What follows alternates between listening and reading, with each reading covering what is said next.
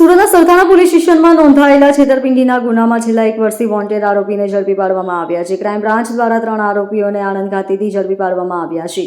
આરોપીઓ દ્વારા બેંકના ખાતા તેમજ ગૂગલ પે મારફતે 29 લાખની વધુની રકમની છેતરપિંડી કરવાનો આરોપ છે. લોકસભાની ચૂંટણી અગાઉ નાસ્તા ફરતા આરોપીઓને ઝડપી પાડવા બાબતે પોલીસ દ્વારા ખાસ ટીમો બનાવવામાં આવી છે. ત્યારે બાતમીના આધારે આણંદના વિદ્યાનગર ખાતેથી કૈલાસબેન અશોકભાઈ કોઠિયા, અશોક બાલુ કોઠિયા, સંદીપ મહેન્દ્ર ચૌહાણને ઝડપી પાડવામાં આવ્યા છે. આરોપીઓ એકબીજાની મદદગારીમાં પૂર્વાજિત કાવતરું રચ્યું હતું.